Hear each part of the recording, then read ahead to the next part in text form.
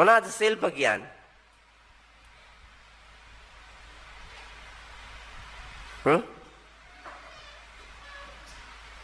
බල ශිල්ප දක්වනවනේ නේ.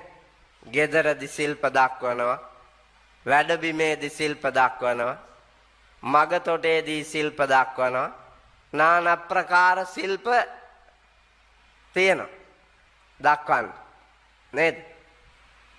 ජංගම දුරකථනයක් ගත්තොත් එහෙම අපි මොනවද දන්නේ? මේන් ඒකට අප්පලා මේ ඉස්සරහා ඉන්නේ කාලා ඇති ෆෝන් චූටියට හිටියට ඒ තරමට ශිල්ප. හැබැයි සත් ශිල්ප තියෙන්න ඕන. යහපත් ශිල්ප, උගත මනා ශිල්ප. යහපත් වූ උගත යුතු ශිල්ප මනාව ජීවිතය තුල තබාගෙන ක්‍රියාවට නම්වන්නලු. මොනවාද? යහපත් දේ ක්‍රියාවට නම්වන්න. යහපත් ලෙස වැඩ කරන්න. ශිල්ප කියලා කියන්නේ මේ භෞතික ලෝකයේහි තමන් ඉගෙන ගත්ත දේ ප්‍රායෝගිකව හිත කය වචනය කියන ත්‍රිවිධ ద్వාරයේ හසුරුවා කිරීම. අපේ ශිල්පනේ නැත්තේ නේද? රාජ්‍යරුවන්ට ශිල්ප නැහැ, අගමැතිට ශිල්ප නැහැ, මැති ඇමතිවරුන්ට ශිල්ප නැහැ, මන්ත්‍රීවරුන්ට ශිල්ප නැහැ, රාජ්‍ය සේවකයන්ට ශිල්ප නැහැ, රටවැසියාට ශිල්ප නැහැ, බොහෝ හාමුදුරුවරුන්ට ශිල්ප නැහැ. සමාව අවසරයි. ඔව් මන් දන්න ස්වාමීන් වහන්සේ කෙනෙක් ඉන්නවා රජ රට. නැගිටින්නේ 8:00ට උදේ.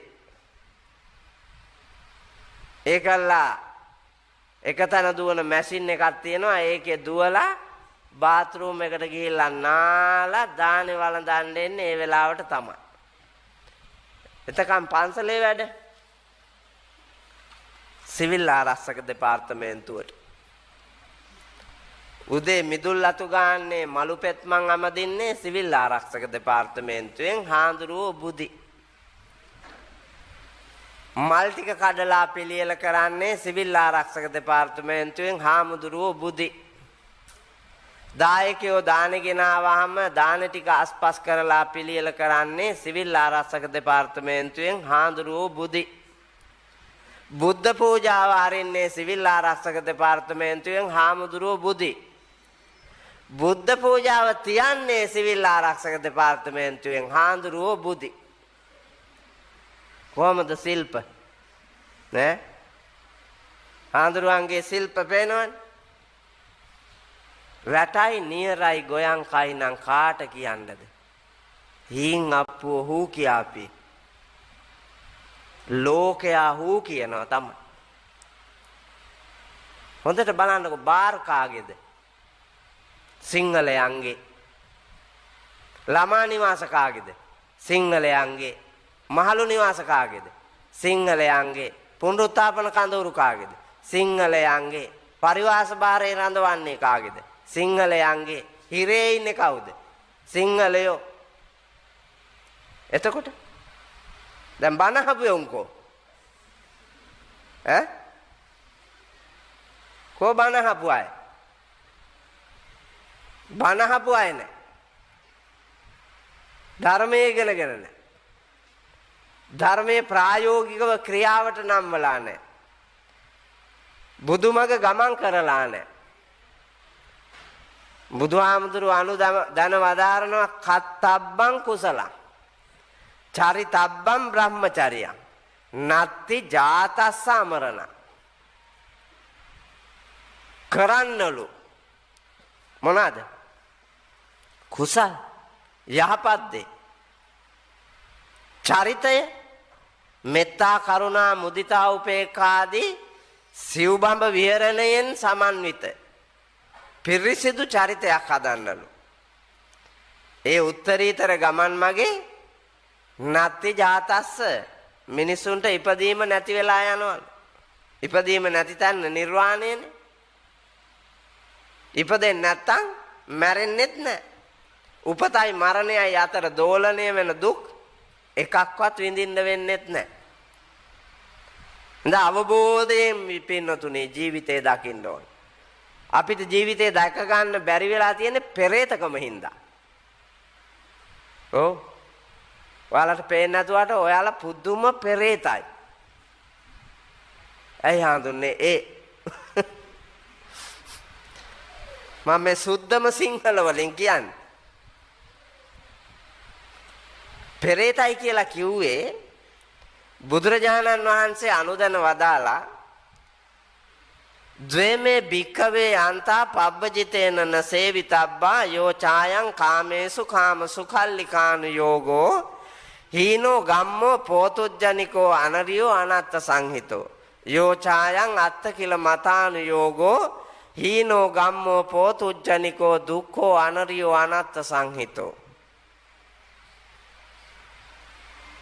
ධම්සප්පවතුන් සූත්‍ර දේශනාවේ චතුරාර්ය සත්‍ය දේශනා කරන්න මත්තෙන් බුදුහාඳුරු අනුදැන වදාලා ඔබ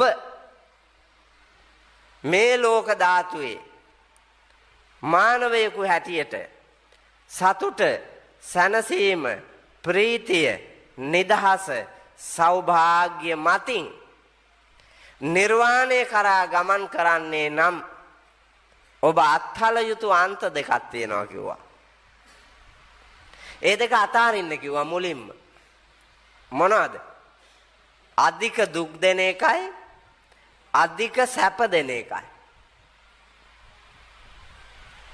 ඔයාලා මොකද දැන් කරලා තියෙන්නේ මේ වෙනකොට? ඈ? මේ වෙනකොට මොකද කරලා තියෙන්නේ? දුක් දෙන එක කියලා ඇතෑරියා හොඳ ගුණ. අපේ හඳුන්නේ හොඳ ගුණ ඇතෑරියා.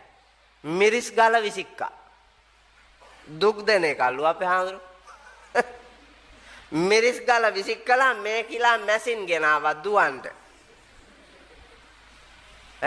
අර කුරුණෑගල වැවරවුමේ තියෙනවා යකඩ ගොඩවල් එක්කන් ඔට්ටු වෙන්න තියෙන්නේ හැන්දෑවට ගිහිල්ලා.